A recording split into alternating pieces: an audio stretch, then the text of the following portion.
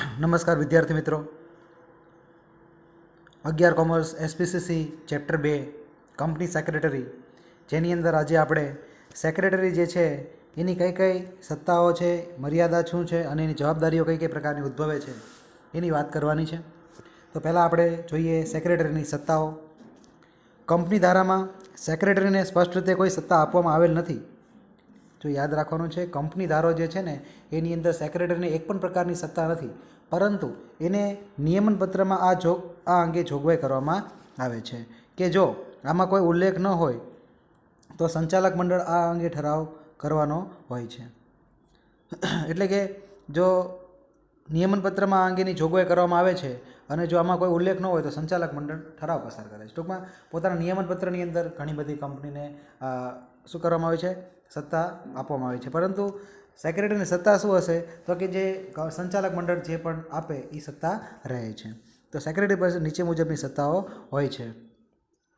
પહેલું તો કે કંપની રજિસ્ટ્રાર સમક્ષ સ્થાપનાનું પ્રમાણપત્ર અને ધંધો શરૂ કરવાનું પ્રમાણપત્ર મેળવવા માટે નક્કી કરેલ દસ્તાવેજોની નોંધણી કરવાની સત્તા. કંપનીની જ્યારે સ્થાપના થતી હોય તો રજિસ્ટ્રાર સમક્ષ મહત્ત્વના પ્રમાણપત્ર હોય છે, એ પહોંચાડવાના અને એ નોંધણી કરાવવાની સત્તા સેક્રેટરી પાસે હોય છે. બીજું કહીએ તો સેક્રેટરી ઓફિસ વ્યવસ્થાના વડા હોવાના નામે જુદા જુદા ખાતાઓ પર દેખરેખ અને અંકુશ રાખવાની સત્તા છે. કંપનીનું જે કાર્યાલય જે છે એનો વડો વ્યક્તિ તો સેક્રેટરી છે, તો એ એકમના જુદા જુદા વિભાગો પર દેખરેખ રાખી શકે છે અને અંકુશ પણ રાખી શકે છે, બધાને કાર્ય સોંપી શકે છે.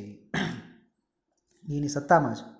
સત્તા નંબર 3, સેક્રેટરી જે છે એ શેર વહેંચણી, શેર હપ્તા, શેર જપ્તી, શેર ફેરબદલી વગેરે પત્ર ઉપર કંપની વતી સહી કરવાની સત્તા ધરાવે છે. કંપની કોઈ પણ પ્રકારનો પત્ર લખતી હોય, શેર વહેંચણી પત્ર લખતી હોય, હપ્તા માટેનો પત્ર લખે, જપ્તીનો લખે કે ફેરબદલીનો લખે, બધા વતી ઓથોરાઇઝ વ્યક્તિ તરીકે સેક્રેટરીની સહી કરવાની સત્તા રહેલી છે. ચોથું, કંપની વતી વિવિધ પક્ષકારો સાથે સેક્રેટરીને પત્રવ્યવહાર કરવાની સત્તા છે. વિવિધ પક્ષકારો કેવા તો કે બેંક છે, લેણદારો છે, ત્રાહિત વ્યક્તિ છે, કાચો મોલ પૂરો પાડનાર છે, વેપારી છે, આ બધા માટે બધા સાથે પત્રવ્યવહાર જે છે કંપની વતી કોણ કરે છે, સેક્રેટરી કરે છે, એની સત્તામાં આવે છે. પાંચમું, સેક્રેટરીને કંપની વતી એજન્ટ તરીકે કાર્ય કરવાનું છે. કંપની વતી કંપનીનો એજન્ટ છે, એજન્ટને આપણે ગુજરાતીમાં કહીએ તો પ્રતિનિધિ કહીએ છીએ. તો પ્રતિનિધિ તરીકેનું કામ છે, કંપનીનું પ્રતિનિધિત્વ કરે છે સેક્રેટરી. ત્યાર પછી આગળ વધીએ તો સંચાલક મંડળ પાસેથી મળેલી સત્તાઓના આધારે સેક્રેટરી કંપની વતી કોઈ પણ કાર્ય કરે તો તે માટે તે કંપનીને જવાબદાર ઠેરવી શકે છે. તો સેક્રેટરી જે છે એ સંચાલક મંડળને આપેલી સત્તાના આધારે જો કોઈ પણ પ્રકારનું કાર્ય કરે તો સેક્રેટરી કોઈ કાર્ય કરે તો તે માટે કંપનીને જવાબદાર ઠેરવી શકે છે. અને છેલ્લું, સંચાલક મંડળ સોંપેલ કાર્યો કરવાની સત્તા પણ સેક્રેટરી પાસે હોય છે. તો આ 7 પ્રકારની સત્તા જે છે એ સેક્રેટરીને મળવામાં આવે છે, જે એનો એ ઉપયોગ કરી શકે છે. ત્યાર પછી આપણે આગળ વધીએ તો કે સેક્રેટરીની સત્તાની મર્યાદા કઈ છે. સત્તા તો આવી ગઈ, હવે એની પાસે અમુક લિમિટેશન છે જે સેક્રેટરી કરી શકતો નથી, એને મર્યાદા નડે છે. તો એ મર્યાદાઓ પણ આપણે આજે વિડીયોની અંદર જોઈએ. તો પહેલું કીધું છે, જો સંચાલક મંડળે સત્તા ન આપી હોય તો તે પોતાની ઈચ્છા મુજબ સભા બોલાવી શકતો નથી. કારણ કે સેક્રેટરી બધું કામ સંચાલક મંડળ કેમ કરવાનું, સંચાલક મંડળે એને સત્તા ન આપી હોય તો કંઈ સભા બોલાવવાની કંઈ પરમિશન ન આપી હોય તો જાતે પોતાની ઈચ્છા મુજબ સભા બોલાવી શકાતો નથી. એ લિમિટેશન છે, એને બધું પૂછીને કામ કરવું પડે. બીજું, સેક્રેટરી કંપનીના કાર્ય માટે કંપની વતી ઉછીના નાણાં પણ લઈ શકતો નથી. કંપનીનું જ કામ કરવું છે પણ કંપની વતી પોતે ઉછીના નાણાં લઈ શકતો નથી. જ્યાં સુધી સંચાલક મંડળ સભામાં ઠરાવ પસાર ન થાય, સંચાલક મંડળ એને કે નહીં ત્યાં સુધી નાણાં ઉછીના લઈ શકાતો નથી. પછી સેક્રેટરી કરાર કરવાની પ્રક્રિયામાં મદદ કરે છે, પરંતુ તે કંપની વતી સત્તા વગર કરાર કરી શકતો નથી. જો કરાર કરવાની પ્રક્રિયામાં મદદગાર થાય છે પણ એ જાતે કંપની વતી એને કોઈ એવી સત્તા હોતી નથી કરાર કરી શકે, સત્તા વગર ન કરી શકે. સંચાલક મંડળે કીધું હોય કે હા ભાઈ તારે કરાર કરવા જવાનું છે તો કરી શકે, પણ કીધા વગર એ કંપની વતી કરાર કરી શકતો નથી. હુકમનું પાલન કરવાનું છે, એમનામ નહીં. નીતિ વિશે કોઈ નિર્ણય સેક્રેટરી લઈ શકતો નથી. જ્યાં સુધી સંચાલક મંડળ ન કાર્ય સોંપે ત્યાં સુધી કોઈ નીતિ વિષયક એટલે મહત્ત્વના નિર્ણય સેક્રેટરીને બંધન હોય છે, એ કંઈ લઈ શકતો નથી. પછી પાંચમું, તો કે સંચાલકોએ આપેલી સત્તા સિવાય કરાર કરે તો તે કંપનીને બંધન કરતા છે. સંચાલક મંડળે સત્તા આપી અને સત્તા બહારનું કામ કરે તો એને સત્તા બહારના કાર્ય કહેવાય. એના માટે તે કંપનીને બંધાયેલો છે એ વિરુદ્ધનું કામ કરી શકે નહીં, કારણ કે એનું કામ સંચાલક મંડળની આજ્ઞાનું પાલન કરવાનું છે. એની બહારનું કામ, ઉપરવટનું કામ કોઈ સેક્રેટરી કરી શકે નહીં. અને છેલ્લું, સેક્રેટરી જાહેર જનતાને સત્તા વગર શેર આપી શકે નહીં.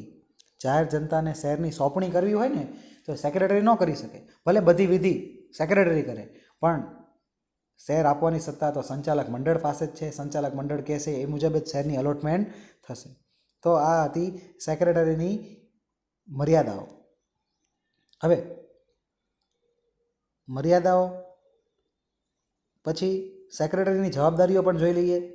તેની કઈ કઈ જવાબદારીઓ આવે છે એ પણ જોઈ લઈએ આપણે સાથે આ વિડીયોની અંદર.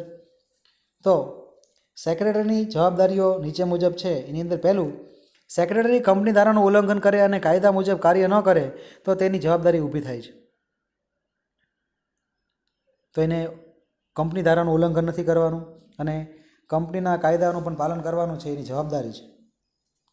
બીજું, કંપની રજિસ્ટ્રાર પાસે સમયસર જરૂરી દસ્તાવેજો સેક્રેટરી ન મોકલે તો પણ તે જવાબદાર ઠરે છે. જે સમય મર્યાદા છે એ સમય મર્યાદાની અંદર રજિસ્ટ્રાર સમક્ષ બધા પ્રમાણપત્રો, દસ્તાવેજો મોકલવા પડે છે. જો ન મોકલે તો સેક્રેટરી જવાબદાર છે, દોષી ઠરે છે. ત્રીજું, સેક્રેટરી સત્તાનો દુરુપયોગ કરે, ગુપ્ત કમિશન મેળવે તો તેને દંડ અને સજા અથવા બંને પ્રકારની સજા થઈ શકે છે. જો ગુપ્ત રીતે તમે કોઈ પણ પ્રકારની કમિશન મેળવો કંપનીમાંથી તો એને સજા, બે પ્રકારની સજા થઈ શકે છે. એને આપણે ભણવાનું છે દીવાની જવાબદારી અને ફોજદારી જવાબદારી. એટલે કે એને બે પ્રકારની સજા થઈ શકે, દંડ પણ થઈ શકે, સજા પણ થઈ શકે. ચોથું, જો સેક્રેટરી સત્તા બહારના કાર્ય કરે, જેને અલ્ટ્રા વાયરસ કહેવાય, કંપની સાથે દગો કરે, છેતરપિંડી કરે, વિશ્વાસઘાત કરે ત્યારે પણ તે જવાબદાર ઠરે છે. કંપની વિરુદ્ધનું વર્તન કરે, દગો કરે, છેતરપિંડી કરે, કંપનીના મહત્ત્વના ડેટા બીજી કંપનીને સોંપી દે તો ત્યારે એને જવાબદાર ઠેરવવામાં આવે છે. એવું કામ ન કરી શકે. પાંચમું, સેક્રેટરી તેના કાર્યમાં અક્ષમ્ય બેદરકારી દાખવે અને તેના કારણે જો કંપનીને નુકસાન થાય તો તે ભરપાઈ કરવાની પણ જવાબદારી સેક્રેટરીની છે. કંપનીનો સેક્રેટરી શાંતિથી કામ કરે છે, બધું સરખી રીતે ઈમાનદારીથી કામ કરે છે ને તો નુકસાન થાય છે તો કંઈ જવાબદારી ન આવે. પરંતુ એની બેદરકારી છે, એને ન કરવું જોઈએ એવું કામ કરે છે, ધ્યાન નથી આપતો તો નુકસાન થાય કંપનીને, તો ત્યારે એને ભરપાઈ કરવું પડે છે, એ પણ એની જવાબદારી છે. છઠ્ઠું, સભા પૂરી થયા બાદ સેક્રેટરી જરૂરી નોંધ ન રાખે, સભા દરમિયાન મિનિટ્સ ન રાખે તો પણ તે જવાબદાર છે. તો સભાની કાર્યવાહી કરવાની છે. સભા પહેલાંના કામ હોય, સભા દરમિયાનના કામ હોય અને સભા પછીના કામ હોય. આ કામ ન કરે તોય જવાબદાર થાય. નિયત સમય મર્યાદામાં કંપની ધારાની જોગવાઈ અનુસાર વાર્ષિક હિસાબો કંપનીની સામાન્ય સભામાં રજૂ ન કરે તો પણ તે જવાબદાર છે. કંપની દર વર્ષે પોતાના જે વાર્ષિક હિસાબ જે છે એ નિયત સમય મર્યાદાની અંદર કંપનીની સામાન્ય સભામાં પણ પહોંચાડવા જોઈએ, એ પણ એ જવાબદાર છે. અને છેલ્લું, જો સેક્રેટરી દસ્તાવેજોમાં બિનઅધિકૃત ફેરફાર કરે ત્યારે પણ એ જવાબદાર ઠરે છે. ઓફિશિયલી નહીં, અનઓફિશિયલી એ કોઈપણ પ્રકારના ફેરફાર કરે કંપનીના દસ્તાવેજોની અંદર તો ત્યારે પણ એ ગુનો કહેવાય છે અને ત્યારે પણ એની જવાબદારી આવે છે કે આવું કામ ન કરે. તો મિત્રો, આપણે 3 પ્રકારના પ્રશ્નોની અંદર જોયા. સેક્રેટરીની સત્તા, એની મર્યાદા અને એની જવાબદારી તમારે લખવાની છે અને પાકી કરવાની છે. આ તમારું હોમવર્ક છે. ખૂબ ખૂબ આભાર.